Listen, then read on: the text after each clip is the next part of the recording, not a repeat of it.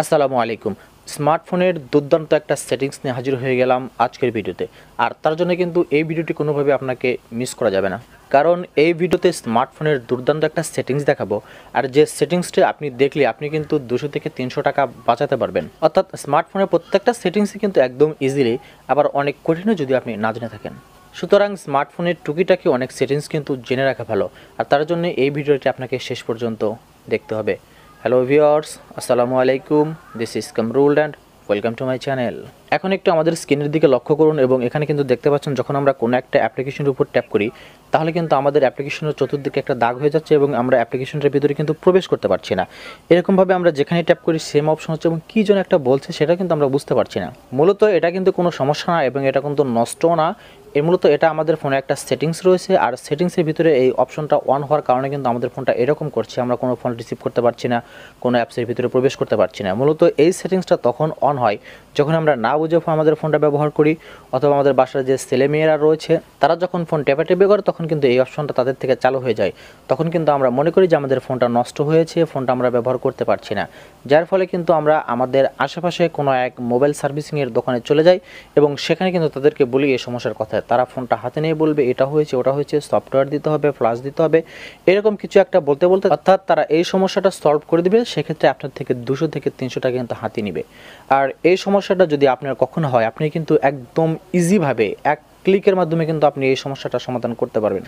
আর এটা আপনি কিভাবে করতে পারেন আর তার আগে একটু বলে নিই, আপনারা আমার এই চ্যানেলে পাবেন মোবাইল টিপস অ্যান্ড ট্রিক্স এবং এই টিউটোরিয়ালটার মতো আরও অনেক টিউটোরিয়াল। সো আপনি যদি চ্যানেলে নতুন হয়ে থাকেন প্লিজ নিচে সাবস্ক্রাইব বাটনটি থেকে সাবস্ক্রাইব করে নিন এবং পাশে থাকা বেল বাটন অন করে দিন। তাহলে এই চ্যানেলের পরবর্তী ভিডিও নোটিফিকেশন পেয়ে যাবেন easily. And thank you so much আপনি যদি অলরেডি সাবস্ক্রাইব করে থাকেন। আর ভিডিওটা দেখে ভালো লাগলে কিন্তু লাইক মাস্ট। আপনার ফোনটা যখন এই সমস্যা হবে, অর্থাৎ আমরা যখন ফোনটা দ্বারা কোনো কিছু করতে পারছি না, আমাদের ফোনে যখন কোনো একটা অ্যাপ্লিকেশনের উপর ট্যাপ করছি তখন শুধু সেটা চতুর্দিকে একটা বাউন্ডার হয়ে যাচ্ছে এবং ফোনে কি যেন একটা বলছে। যখন আমরা আমাদের ফোনে এরকম কোনো সমস্যা হবে, আর আপনি যদি স্মার্টফোন ব্যবহারকারী হয়ে থাকেন, আমার মনে হয় কোনো এক সময় না কোনো সময় আপনি এই সমস্যায় পড়েছিলেন বা আপনি সামনে পড়বেন। সুতরাং আপনাকে কিন্তু এই সমস্যার সমাধান করতে হলে যে কাজটা করতে হবে, একটু আগে কিন্তু আমরা বলতেছিলাম যে ভলিউম বাটনের যে কাজগুলো রয়েছে এটা কিন্তু আমরা একদম ইজিলিভাবে সলভ করতে পারি ভলিউম বাটনের মাধ্যমে। আমাদের ফোনটাতে যখন এরকম কোনো সমস্যা হবে যে আমরা কোনো কিছু টিপতে পারছি না, ফোনে কি যেন একটা একাই বলছে, এরকম কোনো একটা সমস্যায় পড়ার সঙ্গে সঙ্গে কিন্তু আমাদের যে কাজটা করতে হবে, আমাদের যে ভলিউম আপ বাটন রয়েছে এবং ভলিউম ডাউন বাটন রয়েছে, অর্থাৎ ফোনের যে ভলিউম প্লাস এবং ভলিউম মাইনাস বাটন রয়েছে, এই দুইটা বাটন আমাদের একসঙ্গে এইভাবে চাপ দিয়ে ধরে রাখতে হবে।